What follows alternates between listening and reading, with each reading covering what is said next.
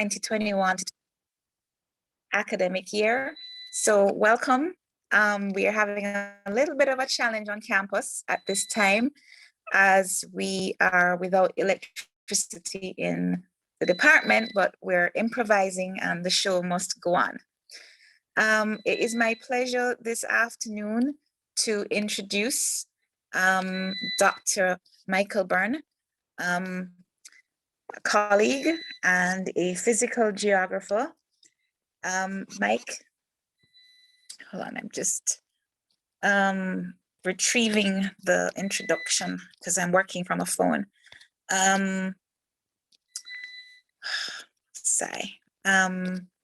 So Mike is a physical geographer in the department, and his current research includes reconstructing environmental and climatic change from lake sediment records in tropical South America and the Caribbean region, with particular emphasis on climate dynamics of the last millennium.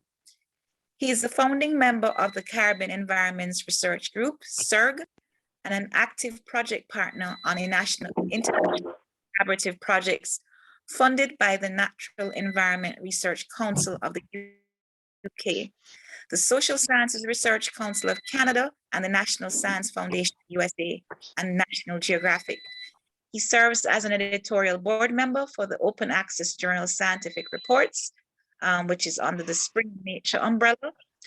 Mike is a PADI open water scuba instructor and International Association of Nitrox and Technical Divers cavern diver. Today, he will be speaking to us on understanding the value of natural archives of Atlantic tropical cyclone activity.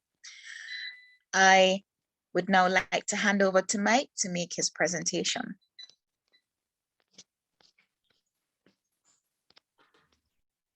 Okay, thank you, Thera. Thanks everyone for being here on this technically challenged day.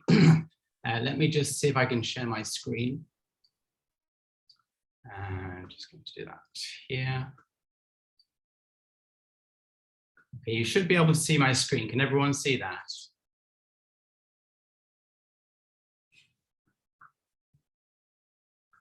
Is everyone able to see my screen?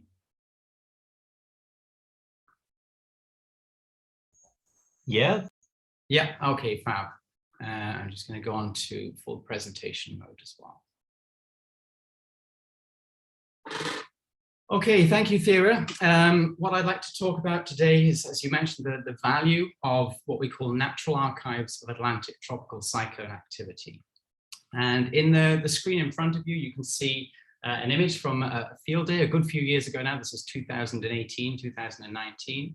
And this is an example of one of the sites that I'm working at here in Jamaica with some of my students, whom you can also see on this particular slide. The nice thing about this particular site, this is Manatee Bay. So those of you who are well au fait with the Hellshire Hills, this is on the south coast of Jamaica. And you can actually see us working on what we call a washover fan or an overwash fan, which was emplaced during the passage of Hurricane Ivan and Hurricane Dee.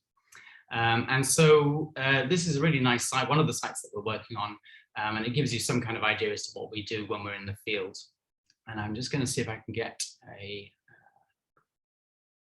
pointer up, a laser pointer. Here we go. So you can see here you've got the Hellshire Hills in the background, you have a coastal lagoon here, and then the sandy area that you see in the foreground is the washover layer from Hurricanes Ivan and Hurricane Dee. And essentially what we do is we go out with this little raft device that you can see in front of you, and we recover sediment cores from the actual coastal lagoon itself. And you can see that we've already done that. You've got 5 sediment cores here. We had around 5 meters of material from this particular site. And then we look into those sediment cores to see what the long-term frequency of tropical storms and tropical cyclone strikes was over the last few thousand years. So the key point of today's talk really is to try and emphasize the value of this kind of work, what we call paleoclimatology and reconstructing past hurricane activity. And I just want to turn briefly to the most recent IPCC 6th assessment report and some of the key conclusions on hurricane activity. I'm seeing someone wanting to enter the room, so I'm just going to go ahead and click that, I guess. Is that something you can do, Thera? Okay, great. So let's have a look at some of the key conclusions on hurricane activity from the 6th assessment report. That obviously came out just a few months ago from the IPCC. And what do they say? They say that it's likely that the proportion of major tropical cyclone intensities and the frequency of rapid intensification events has increased globally over the past 40 years. We're becoming much more confident in the fact that as we increase global warming, as sea surface temperatures increase, that we're going to see an increase in the intensity of tropical cyclones across the tropical Atlantic and indeed, of course, in the tropical Pacific as well. It is very likely that the average location where tropical cyclones reach their peak wind intensity has migrated poleward in the Western North Pacific since the 1940s. That's specific to the Pacific Basin. We don't have a similar statement for the Atlantic Basin at this stage. It's also likely that the tropical cyclone translational speed has slowed over the US since the 1900s. And what this essentially means is it's talking about hurricanes that kind of hover around the coast of the United States, depositing vast amounts of rainfall. And it is thought that this may well be associated with anthropogenic global warming. And then it's the last 2 points that I'd really like to kind of zoom in on. There is no consensus on the relative magnitude of human and natural influences on past changes in hurricane activity. So this is an important thing. Essentially what this means is that it's very uncertain as to the extent to which human activity or indeed natural influences affect hurricane activity. It's also uncertain whether recent changes in Atlantic hurricane activity have exceeded the variability associated with natural causes.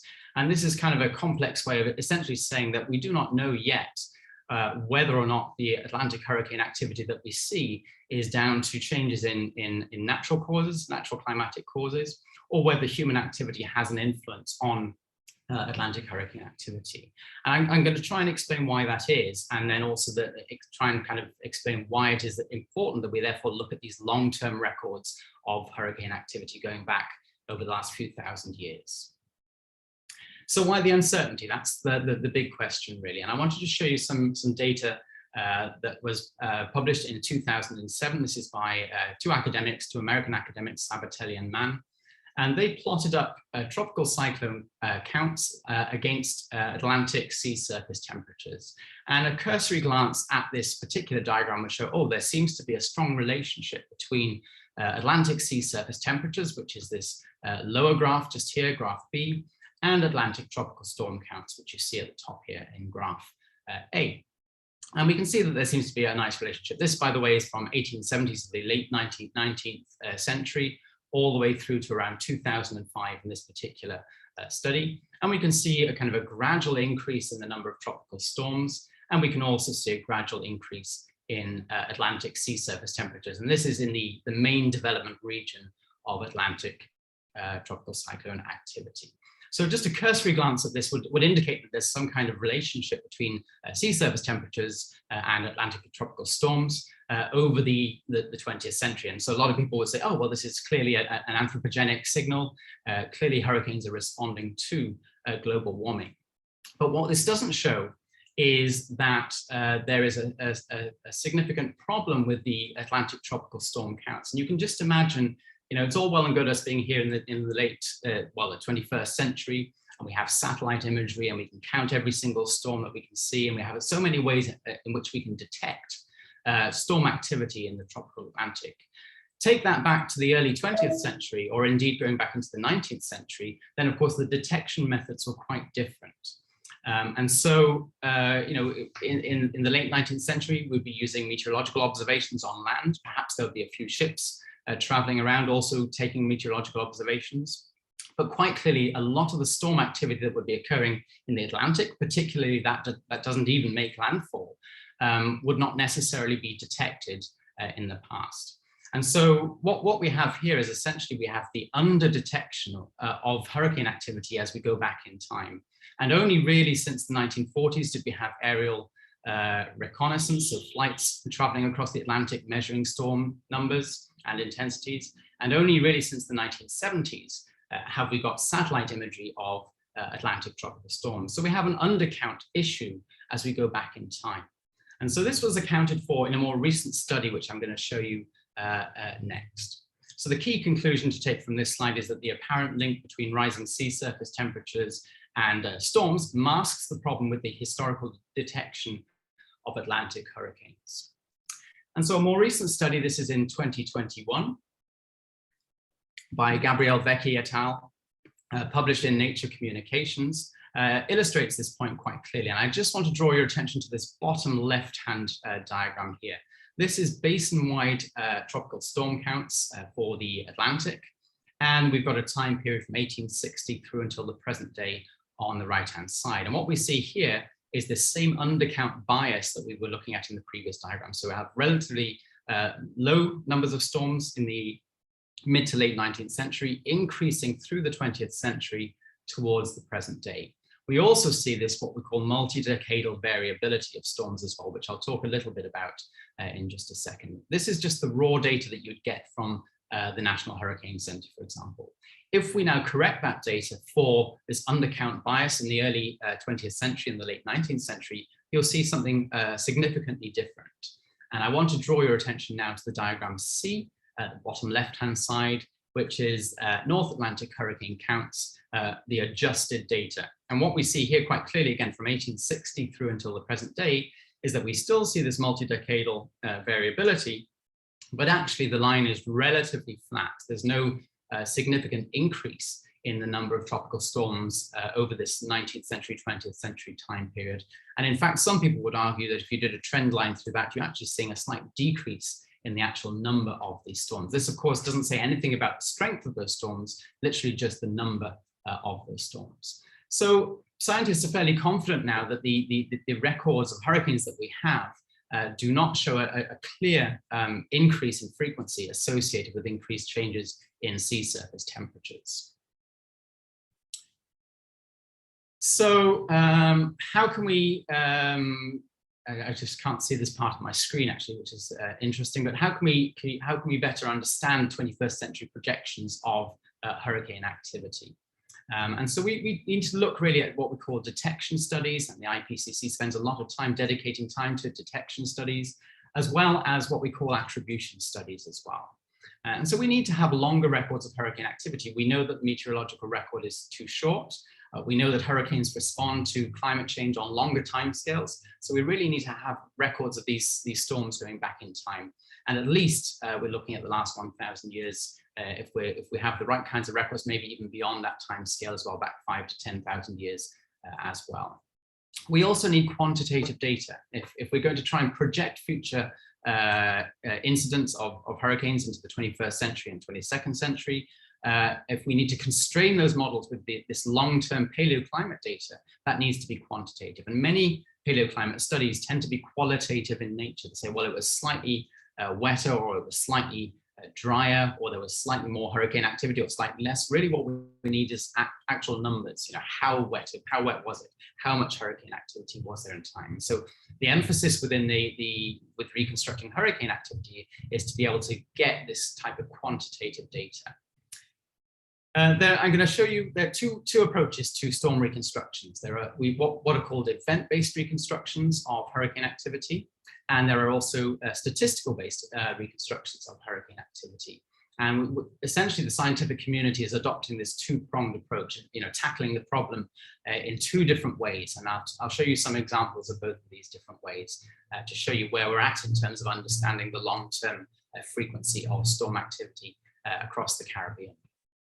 We also need to know what is causing hurricanes to change, what is causing hurricane activity to change. And we can do that by looking at long-term records of climate forcings. And when I talk about climate forcings, I mean everything from changing solar activity to volcanic activity to the various different what we call modes of climate variability, El Nino Southern Oscillation, the Atlantic multi-decadal oscillation. All of these different climatic phenomena control hurricane activity in different ways. And we need to fully understand how they operate before we can understand how hurricanes are going to change as we move into the next 100 to 150 years.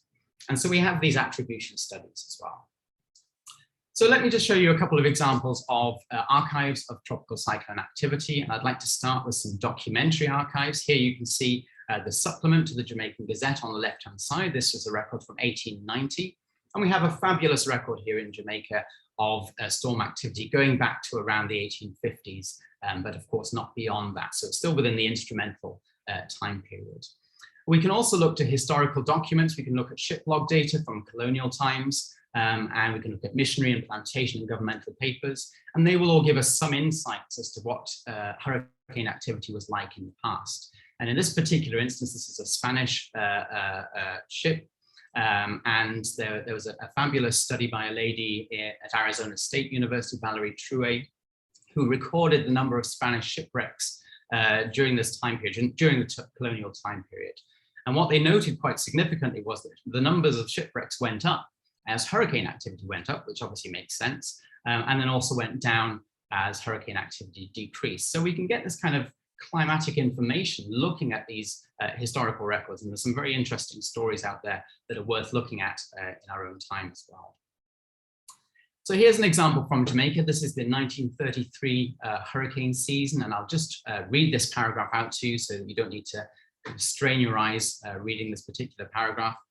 It says that in preparing this summary of the monthly rainfall figures for the 12 months of the year 1933, it will be prefaced by stating that the period has witnessed the greatest record known in the history of weather conditions in this island, at least for the past 63 years. The year 1933 commenced with very little rain in each of the divisions. The months of January, February, and April were below normal, but each one of the remaining 9 months on the whole gauged amounts greatly in excess of their averages. This abnormal precipitation was no doubt attributable to the phenomenal development of atmospheric disturbances in these waters, extending over a period from June to October, when from warnings issued of tropical disturbances, there were as many as 16 hurricanes or weather disturbances organizing within the barometric range of Jamaica. So you can quite clearly see how we can use that information and say, okay, we know in 1933, there were at least 16 hurricanes developing within the barometric range of Jamaica, and that gives us quantitative data in terms of storm activity. So a nice way of doing storm reconstructions based on documentary evidence. Incidentally, the 1933 hurricane season was the third most active season we've experienced. That's behind 2005 and more recently 2019, 2020. And then, of course, you can go ahead and you can reconstruct the track maps for these particular years. This is what Chris Lansley did in 2013. And so you can have a nice track map as we're used to now today. But in this instance, this is for the 1933 hurricane season. And you can see just how many hurricanes passed through the Caribbean and particularly past the south coast of Jamaica just here as well, causing intense amount of hurricane activity, but also intense amount of rainfall associated with that as well. And if you look at the top left-hand side, you can also see that within this, this year, we had 6 major hurricanes formed during this time period, which, as we know, is fairly unprecedented to have 6 major hurricanes passing through the region. So 1933 was a big year in terms of hurricane activity. If we take a look at some rainfall data in Jamaica, we can see the same story. So in this instance, we have the rainfall data for, this is average rainfall data for Jamaica in millimeters, and you've got your time scale here on the x-axis, so 1880 through until 2005. And we can see again, we can pick out, if you look carefully, this multi-decadal signal that I was showing you in the original data, but we can also pick out individual years. And this is the 1933 hurricane season, and vast amounts of rainfall were deposited on Jamaica during that particular year. So this was the third most active hurricane season in recorded history with 20 named storms. So that's documentary evidence. And I just want to talk about the natural archives of hurricane activity as well. And in this particular slide, you can see different natural archives. At the top here, we have a sediment record. This is horizontal. So you have the base of this particular core record on the right-hand side. You have the top on the left-hand side. And this is one of our records from Manatee Bay here on the south coast of Jamaica. If you look very, very carefully, you can see at the very top, there's some kind of gray sandy material. And if you look towards the bottom of the core, we also have individual laminations or beds of coarse sandy material in there as well. And these represent washover of sandy material during some kind of washover event, probably hurricane, but may also, of course, be a tsunami event, particularly here in Jamaica when we've had a history of tsunamis going back over the last few hundred years as well. We can also look to tree ring records on the top left-hand side here. This is a tree from Great Pine Key in Florida. And again, this particular record, this is a slice of a tree going back to 1707 CE, so a good few hundred years back in time, and all the way through to the present day on the outside of the tree ring here. And you can see in white that particular events have been indicated within these tree rings. And in this particular example, you find that the growth of the trees is suppressed during periods where you have enhanced hurricane activity. So you get a lot of sea spray, you get a lot of inundation of salt water, and that stops these trees from growing effectively during the growing season. So you can pick those out from the tree ring record. We also have what we call speleothem records, or a stalagmite record, and you can see that on the right-hand side here. And then you see a slice of that on the bottom right-hand side here. This is essentially cut straight through the speleothem, and you can see individual growth bands within that, which are in place on a seasonal basis, if not annual basis, over time. And we can look at the chemistry of these individual layers, specifically the stable isotopic composition of these layers, that tells us something about the passage of storms in this particular part of the island as well. We can also look to coral records. On the left-hand side, you have an example. This is a coral head in Jamaica. And essentially, you can core through these corals without causing any damage to the actual coral itself. You use the small, narrow cores straight through to the base of the coral.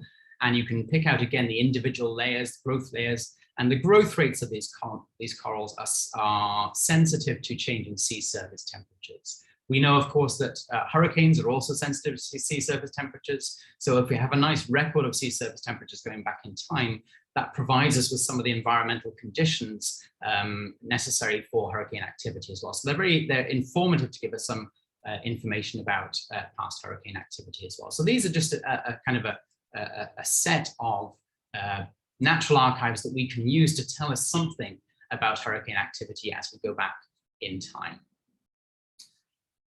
This is a schematic diagram of how we can use sediment records to reconstruct hurricane activity. And you can see here we have a coastal lagoon in the middle of the diagram here.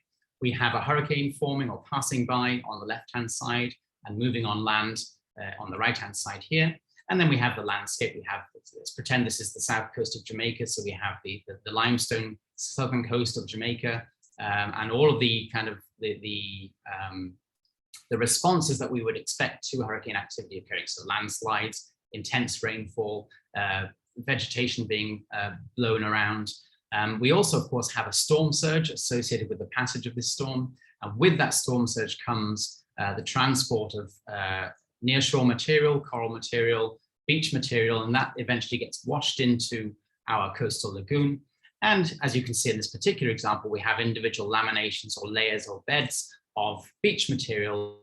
And essentially, if you core in the right place, that's more easily said than done, but if you core in the right location, you can pick up the long-term record of each of these storms, count them up, get a time scale using radiocarbon chronology, and that will give you some kind of idea of the return period of individual storms at this particular site. So that's how we can use these sediment records to reconstruct hurricane activity. And you can see an example of this at the bottom here, graph B. There's a section of a core. This is a very short section of a core. This is from Puerto Rico. This is Laguna Playa Grande. And you can see here you've got some fairly fine-grained organic sediments and interspersed with this more coarse-grained washover layer. This is material, again, that's been washed into the coastal lagoon and introduces marine material into your record. And you can pick that up in different ways. You can do an X-ray of the actual core, and that shows you changes in density. And you can quite clearly see lower density associated with this washover layer and increased density of the core material associated with regular sedimentation within that lake. So we've got many different ways in which we can detect these storm layers. We can also look at the chemistry. In this instance, we're looking at terrestrial elements, iron and titanium. Again, if you have terrestrial materials being washed in, then you'd see a spike in iron and titanium. If it's, of course, carbonate materials, which we often see here in the Caribbean, you would actually see a spike in calcium and strontium, as you can see in this particular example here. So we can look at the chemistry of these core records. They will also tell us about the passage of these storms. There's other ways we can look at. We can look at this is hurricane. You get the right one. This is just a few years. 2016 hurricane, and the name eludes me at the moment. It'll come back. I think I have it on the next slide. Actually, it's Hurricane Matthew, 2016. This was the hurricane that we were very scared of here in Jamaica. Came from the tropical Atlantic and then made a kind of a right turn towards Jamaica. And then eventually turned off and actually hit the west coast of Cuba and then moved off towards the United States. Sorry, the west coast of Haiti, and then moved off towards Cuba and the United States later on. But the nice thing about this particular hurricane was that we actually received a lot of the rainfall from this particular storm in Jamaica as well. And so one of the things I did during the passage of Hurricane Matthews was actually collect rainfall from this particular storm over a period. So as the storm was moving northwards, I continuously collected water and sent that off for stable isotopic analysis to look at the stable isotopic composition of that water. And I'll tell you why we did that in just a second, just to show you the results of that. What we found was that as the storm passed by Jamaica, you can see the days on the x-axis here, so day 1 through to day 10, and you can see the isotopic composition of the rainfall on the y-axis. As the storm moved towards Jamaica, we have relatively high levels at around -2, -3. And then as the central part of the storm passed by, we saw a sudden drop in the stable isotopic composition down to -7, -8 parts per mil of delta 8NO. And then as it moved past towards Haiti and towards the United States, we see those levels increasing again. And the key point to pick out here is that we see this negative excursion in our delta 8NO values, which is associated with the passage of the storm. And I just want to cast your minds back to the Sediment record. If we have rainfall that is particularly negative in terms of its stable isotopic composition, that will of course end up in the landscape. It'll seep through our cave systems and end up within our Sediment records. So it's possible that we can detect these changes in stable isotopic composition by looking at the isotopic ratios within our natural archives, Sediment records, sediment records, and so on and so forth. And this is what Valerie Trouet did for a cave in Belize. This is a stalagmite record in Belize, and they looked at the stable isotopic composition of this particular record, and they measured the delta 8NO values, and they were able to reconstruct hurricane activity doing just that. So just take a look at the results of that particular study. I won't draw your attention to too much more other than this central graph here, which is the stable isotopic composition you can see on the y-axis over here of the stalagmite, the calcite from the stalagmite. And negative departures are down towards the base of the graph, positive departures towards the top of the graph. And your timescale in this instance is 1975 through until around the year 2000. And what they were able to do was pick out these key events, these negative excursions labeled by these individual letters here. You can see one just here, one just here, one just here, and so on as we move towards the present day. And interestingly, each of these negative departures was associated with the passage of a tropical cyclone in Belize. And so what we have here is essentially proof of concept information that whenever you get the passage of a storm, you get the deposition of lower levels of delta 8NO, and these can be picked up within our Sediment records. So what it means is we can go back in time and we can reconstruct hurricane activity by looking at the stable isotopic composition of Sediment calcite going back in time.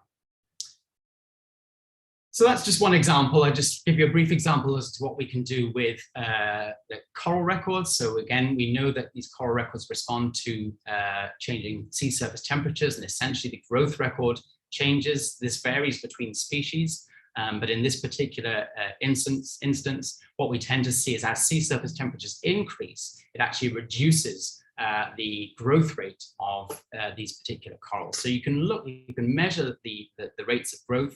You can compare that to changes in sea surface temperature, and that tells us something about past changes in sea surface temperature as well. And these records can go back a good few hundred years, 200, 300, 400 years in time. In this particular example, I've got 3 examples here. I'll just start off with a time scale. This is from the year 1750 AD through until around 2005. And we have 3 examples of sea surface temperature reconstructions based on these coral records. So again, these were all cored, the growth rates were measured, and then a reconstruction of sea surface temperature was performed. And we can see quite clearly here, this is a record in red from the Yucatan Peninsula in Mexico. You have in blue sea surface reconstruction from just north of Venezuela. And then we also have a sea surface temperature reconstruction in green from the island of Puerto Rico.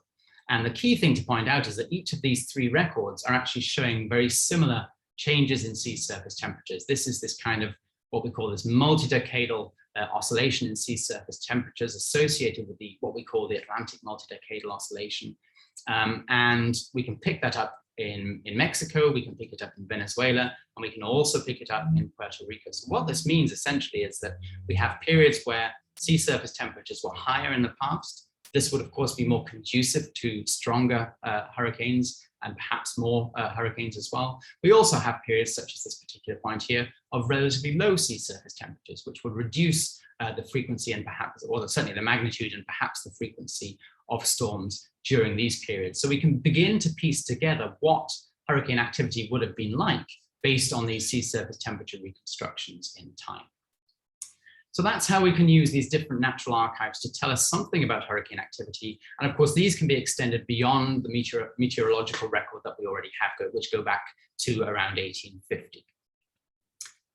So a more recent development in this field are looking at blue hole records. And we know, of course, that we have a series of blue holes across the Caribbean, particularly in the Bahamas. And of course, here, this is the Discovery Bay Marine Lab in Jamaica, the north coast of Jamaica. And you can see an example of one of these kind of blue hole records here on the southern part of this particular record. And this is what we call this event-based approach that I was talking about earlier on. And essentially what we have here is we have a reef, we have a fringing reef just to the south of this particular picture. And whenever you have a storm, much of that coral rubble will be entrained in the water column and then thrown across and deposited into one of these blue hole records. And those materials will then build up on the bottom of these blue holes, and you'll pick these out within the sediment record. So again, you can count the frequency of storms by looking at the buildup of coral rubble at the bottom of these blue hole records. This was taken in 2016 and was part of the visit from the research vessel Atlantis from Woods Hole Oceanographic Institution. And you can see a raft just there, which is doing the coring at the bottom of this particular blue hole record. If we look at these records, we can see here, this is just another schematic diagram. Here is our sediment, which is building up at the bottom of a blue hole. Here are all the various materials on the surface, which will be washed, entrained within a hurricane. You get a storm surge, you'll get strong winds, and a lot of this material and debris will kind of get mixed within the water column and then eventually fall down to the bottom within your sediment record.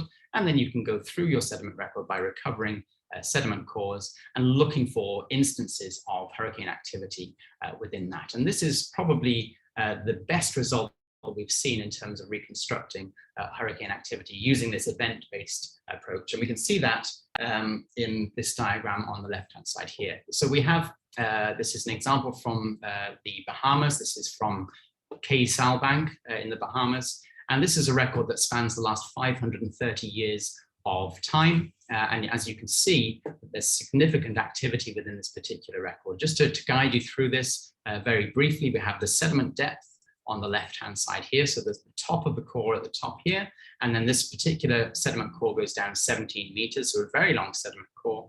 And you can see an example of the washover units, this kind of coarse material that ends up within the sediment record on the left-hand side here. This is an image from the sediment core, and you can see quite clearly this coarse material, which is associated with the passage of a tropical storm or a hurricane. You can also then look at what we call grain size analysis of these core records. So you pick out coarser sediments versus finer sediments. And this is what you see essentially in this diagram here.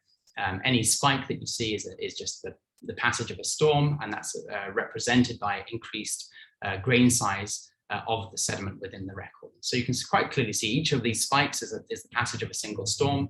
And essentially what you do is you get a time scale using radiocarbon dates, and then you count the number of storms that have occurred since the beginning of this particular record. So in this instance, the last 530 years or so.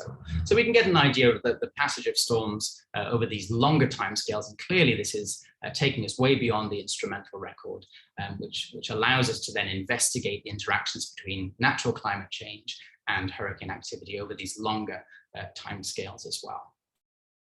So that's an example from an event-based approach. And now I just want to turn to some of the problems associated with these reconstructions. This is some of the work I've done recently, and I looked at a number of different blue hole records. This is data recovered from these different sites across the region. You can see here, for example, we have one record here from Massachusetts. This is actually a coastal lagoon record. We have one from Florida. This is a blue hole record. And two from the Bahamas and one from Belize at the bottom here. So each of these different lines is an individual site spanning Belize towards the south, the Bahamas in the middle here, all the way up to the east coast of the United States at the top of this particular diagram. Timescale, again, this is the last 2,000 years of time, from around 100 years AD all the way through to the present day on the right-hand side. And each of these records essentially showing the number of events per century. So the number of washover events within each of these records per century. And I think that the key point that we should take home from this diagram is that, even though some of these sites are located quite close to each other, their records of hurricane activity are actually quite different. So for example, if we look at South Andros Island here in the Bahamas, and we look at Thatch Point Blue Hole from the Abaco Island in the Bahamas, we can see a period in one record which shows a decrease in hurricane activity. And we can see a record in another site which shows an increase in hurricane activity. And this really illustrates the point that I'm trying to make about these event-based records. They only reconstruct the storms that pass over each individual site, and they're not necessarily representative of hurricane activity broadly across the region. And so because we only have a small number of these individual records, it's very difficult to work out what hurricane activity was actually doing, because essentially we're just looking at one individual site. And again, you can make these comparisons over time, and you can draw your own conclusions about that. But quite clearly, hurricane reconstructions are showing quite different things in different locations. Nothing to do with the quality of the actual reconstructions. It's just about the local passage of storms. So how can we explain this significant variability between these different event-based reconstructions? And it turns out, and this is work done by Elizabeth Wallace at Woods Hole, she demonstrated very, very clearly that the passage of storms at single sites is likely in part determined by chance, by local scale meteorological processes that we can't really decipher and we can't really control. So this kind of chance stochastic appearance of storms is very difficult to work with as scientists, because they just happen by chance. And so what she was saying essentially was that each of these records, it represents a local record of storm activity and random processes controlling where they actually make landfall. And so therefore we can't really make too many climatic interpretations if we know that these storms have hit due to random processes. What you can, however, do is, of course, you can look at a number of sites over a given region. You can take the average of those sites, and then you can decipher a longer-term climate signal from these individual records. The only problem with that is, of course, you would need to have a lot of records in order to do that. And I make the comparison with meteorological records as well. Each location, you'll have one meteorological record, but if you want to draw a climate signal, you'd have to look at hundreds of meteorological records before you can extract that climate signal. And the same can be said for these long-term event-based reconstructions of hurricane activity. So key message to take home from this particular work is that we need to go out there, we need to get more event-based reconstructions so that we can then draw out this climate signal by averaging out over a broader region. So there's then a different approach. I'm just wary of the time. So this is the approach that we took here in Jamaica. And there's a few other studies that have also taken what we call a statistical approach. And essentially what we do is we avoid the problems of this event-based approach by looking at the meteorological record, by looking at a reconstruction from various sediment records, and then we calibrate the natural archive, the record from the natural archive, against the instrumental record. And by doing that, we can then use that calibration to extend our reconstruction of hurricane activity back in time. So this is an example. This is from St. Thomas. This is a coastal lagoon here from Grapetree Pond. And you can see on the right-hand side, this is the core record. And we can see that, again, the older material at the bottom here, the more recent material at the top. And we can see that clearly the sediments have changed quite significantly as we move through time. For those of you who are geologists, you'll recognize that you have more organic rich material towards the base here. And then we have these kind of calcite rich deposits. And if you look at the geochemistry, this actually has elements of gypsum, sulfur in there. So this is a gypsum deposit, and will only have been in place during shallower periods, so very, very dry periods where the lakes were very, very shallow. And so we have a kind of a climate reconstruction we can derive from the sediment record, looking at the geochemistry of that. Again, I won't go into too much detail today. I just want to give you the broad understanding. At this particular site, we know that lake levels change, and that lake levels increase when you have high levels of rainfall, and that they decrease when you have lower levels of rainfall. And that is reflected in the sediment record. So then we can use that sediment record to reconstruct changing rainfall patterns going back around 1,000 years at this particular site. We also need to build a relationship between rainfall and hurricane activity and calibrate our record. And that's what I've done in this particular slide.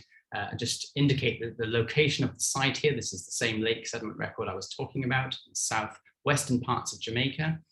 We can see average rainfall patterns for Jamaica in graph B, and then we can see local rainfall patterns for Easington, the meteorological station in Easington, which is very close to this lake that we were working on. And we can see, for example, that in 1914, very, very low levels of rainfall.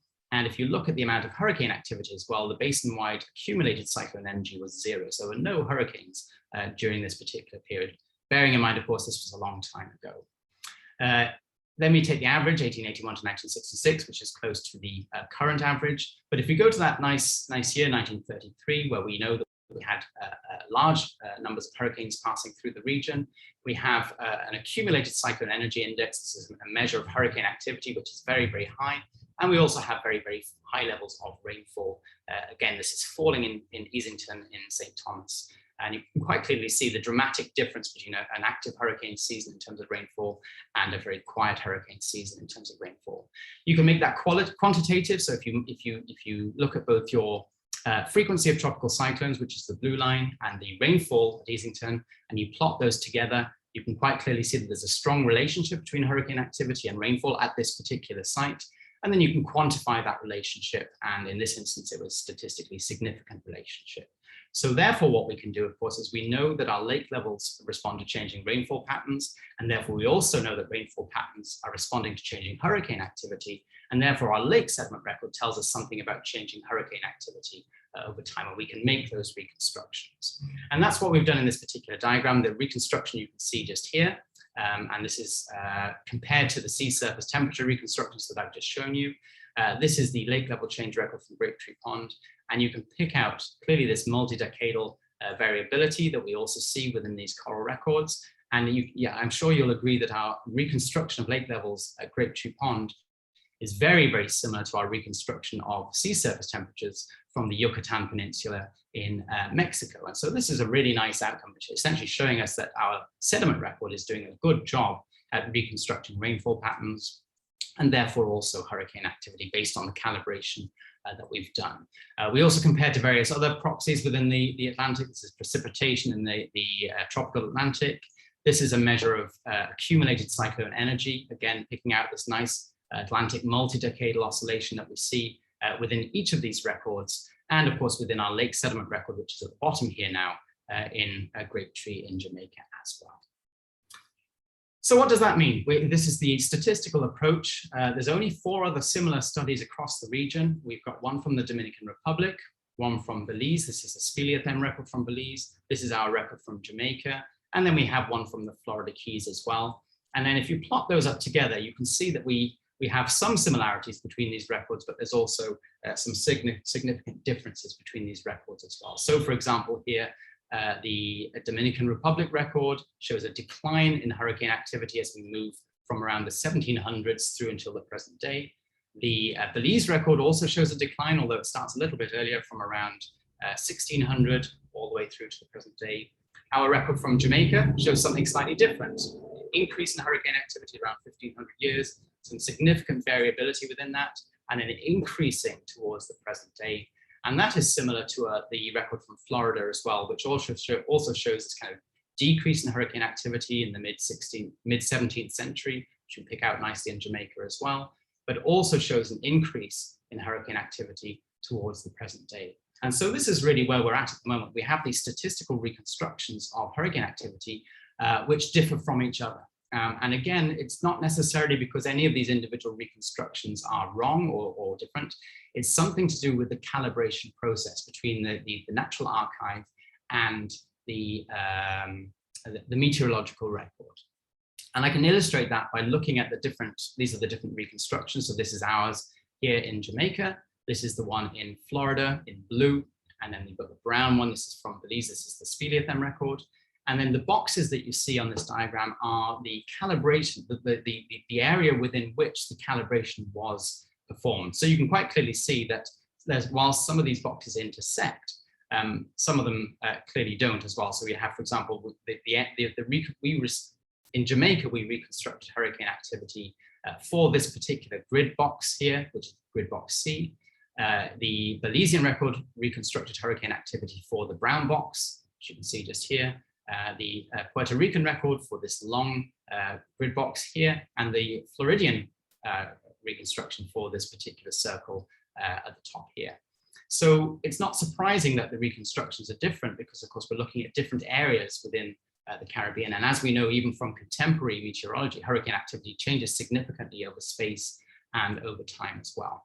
So early days, and clearly from this particular slide, we need to increase the number of paleoclimate sites to have a better understanding of hurricane activity across the region as well.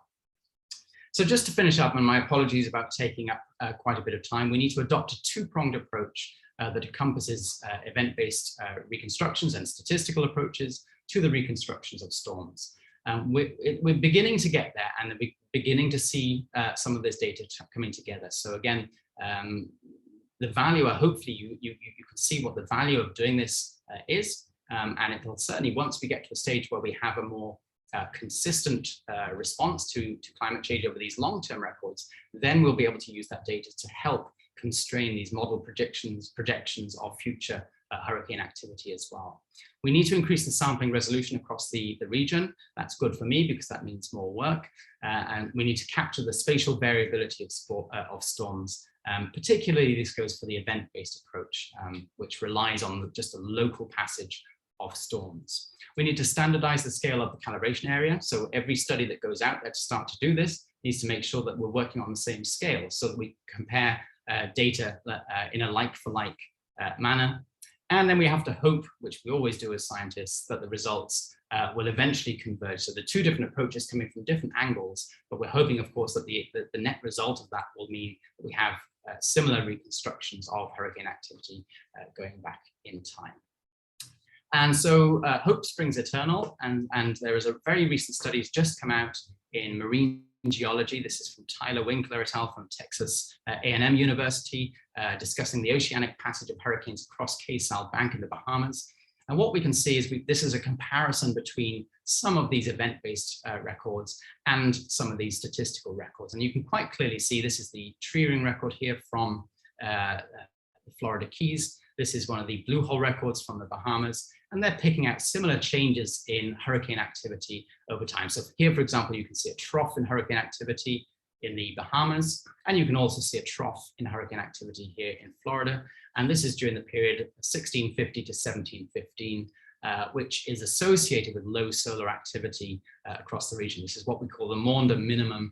And it's possible that, of course, hurricanes may respond to that because that has an impact on sea surface temperatures and therefore a possible impact on hurricane activity as well. Similarly, in the period around 1700 through until around 1850, we see an increase in hurricane activity both in the Bahamas and in Florida. And so this is kind of a first step to seeing perhaps these two different approaches converging. So that is it from me. I hope that I've got the message across in terms of the value of reconstructing hurricane activity, and I'm open for any questions that you may have. Thank you, Mike. Really interesting talk. I was particularly excited when I saw the gazettes and the other historical accounts with listing hurricanes. I did something like that in my own PhD research looking at the Blue Mountains.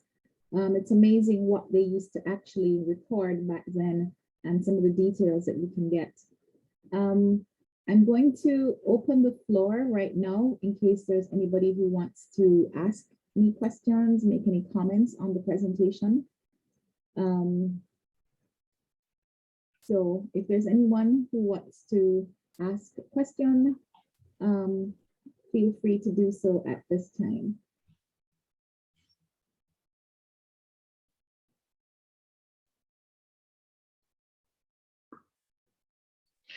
Yeah, I think I will just jump in because I think, Thera, you're using your phone, so you may not have seen my hand.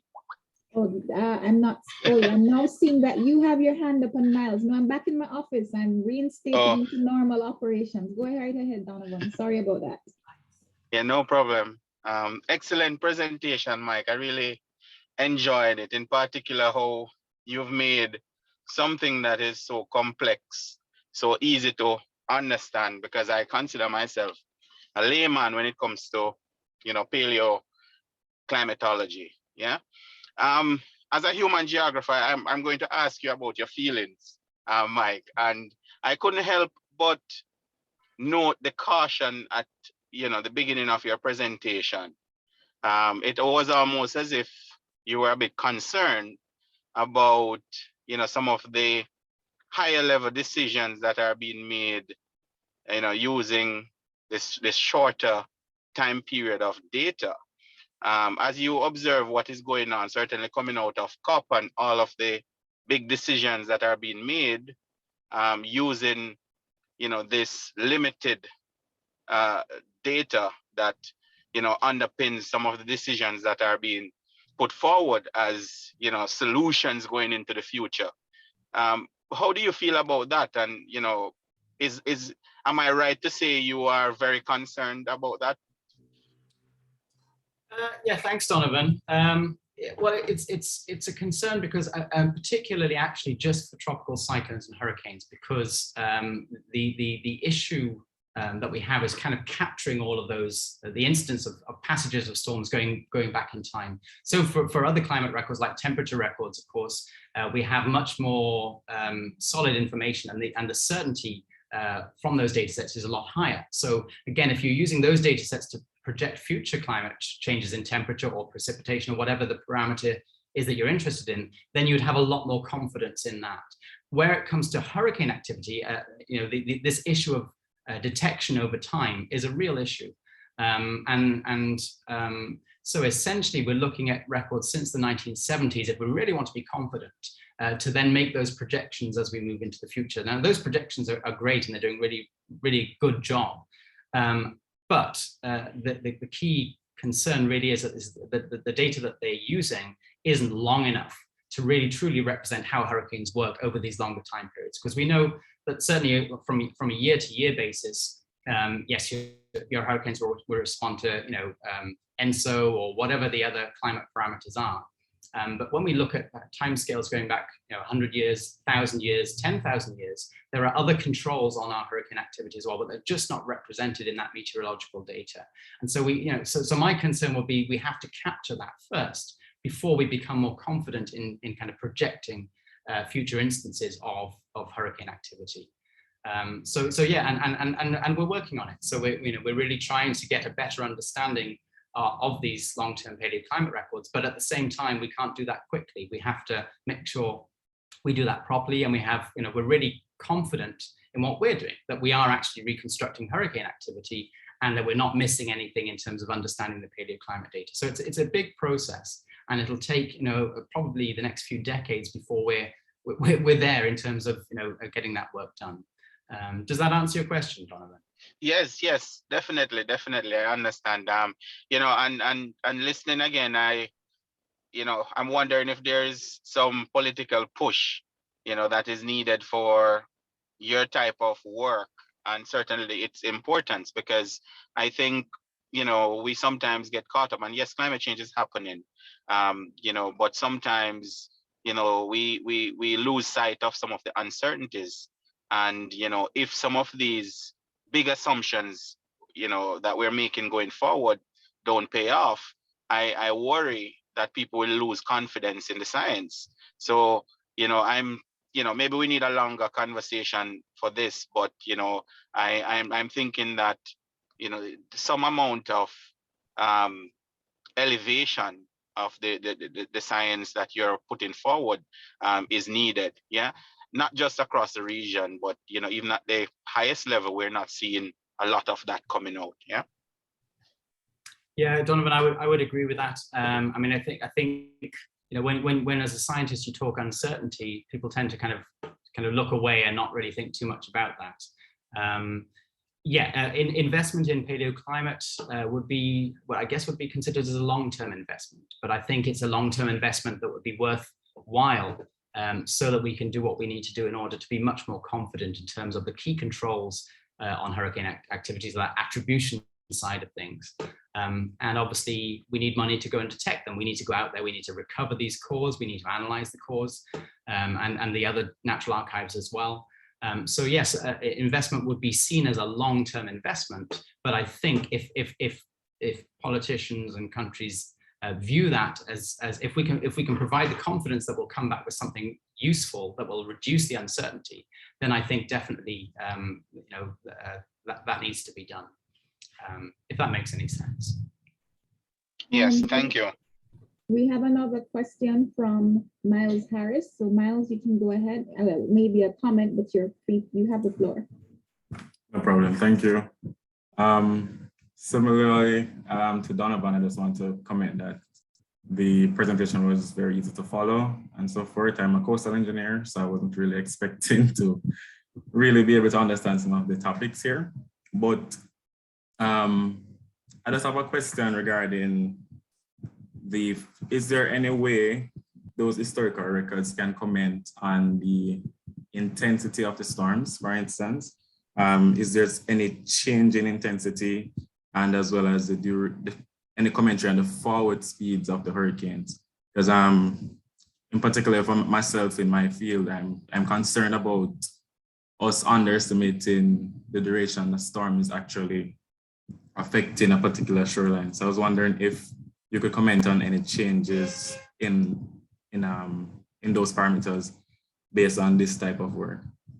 Yeah, I mean, it's a really good question, Miles, because one of as you could probably tell from some of the archives that we were looking at, it's quite easy to look at the frequency of storms. But as you can imagine, if you're looking at, say, the frequency of events of washover units, for example, in the coastal lagoon, yes, you can count the number of events, but it would be very, very difficult to work out the magnitude of those individual events. So what we generally, there's a general consensus, I think, within the scientific community that the storms that we see within coastal lagoon records, I can just speak for those really, will probably be anything greater than category 2 hurricanes. Beyond that, it's almost impossible physically to estimate or to reconstruct the actual magnitude of those events. So that is a real limitation.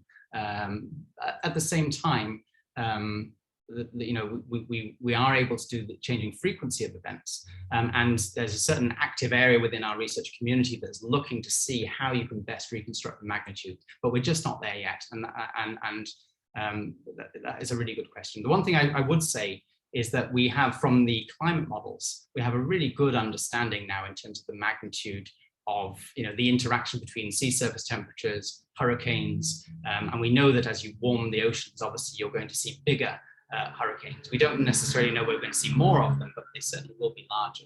And I think we already have evidence that strong evidence to support that link between the two.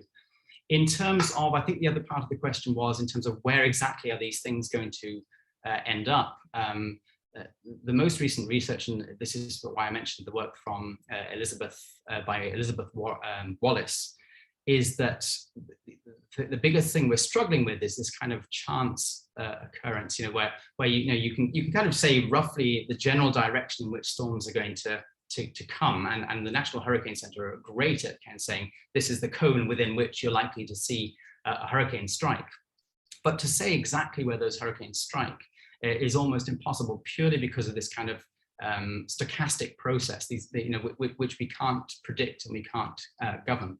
And this is, again, one of the big challenges that we're trying to work with, and we don't yet have a solution to that problem. So I guess that doesn't necessarily answer your question, but hopefully it gives you an idea as to where we're at from a scientific perspective. Right, no problem. That was good. And just could you quickly comment on what accounts for the changes in the isotopic composition of the rainfall during a hurricane? Yeah, and so that's it. Yeah, absolutely. It's what we call the amount, is what's known as the amount effect. So essentially, the more rainfall that you get, the lower the stable isotopic composition will be. And it's all to do with the fractionation process. So as it rains, you're essentially releasing the heavier isotope, which is the oxygen 18 isotope, into the rainfall, and then you're reducing the amount in the actual the body of vapor, essentially, where that rainfall comes from. And so the more that it rains, the more that process, that fractionation occurs, and the more negative your oxygen 18 values are going to be within the rainfall and then within your landscape as well. So it's called the amount effect. And obviously, when you have a hurricane, you have a lot of rainfall, and so you see a dramatic drop in the stable isotopic composition of rainfall. Thank you. All right, we have another question. I saw another hand up. Ryan Phillip, you can go ahead. Hi, Mike. Thanks so much for the presentation. Great as usual. Apart from, just a simple question, apart from the availability of resources, whether financial or human, would you say that there are sufficient natural archives across the Caribbean, throughout the region, to give us that confidence in model projections that we're looking for? Yeah, thanks, Ryan. Great to see you as well. Ryan, yeah, you in London at the moment? Yes, I am.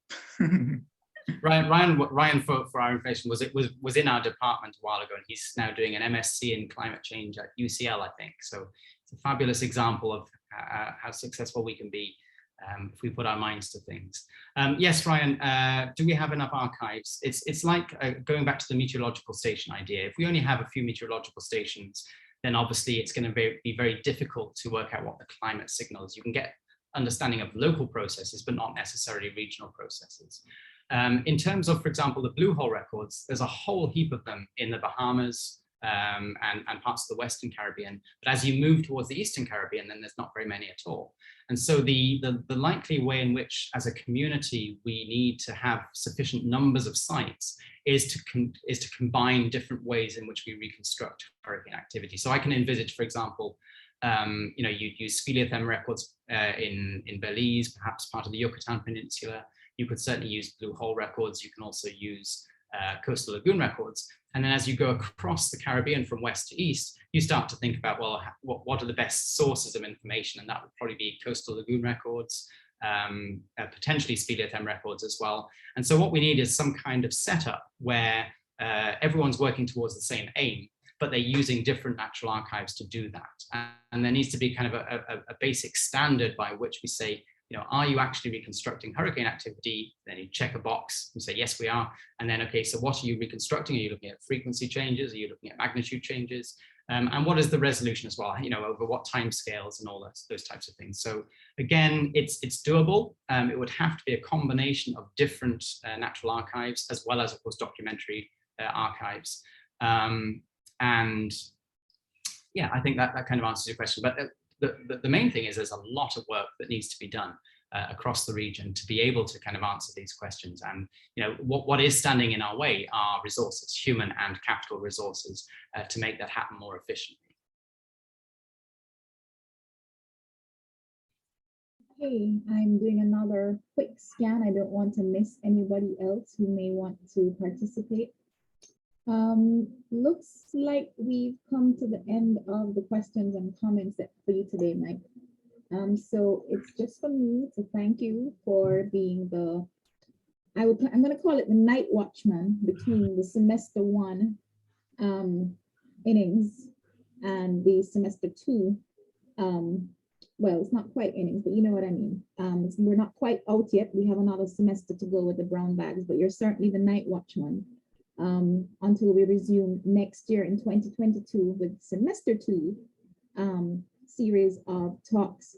So look out for the emails which we will be sending to you to announce the sessions. They will once again be on a Thursday at 1 to 2 p.m.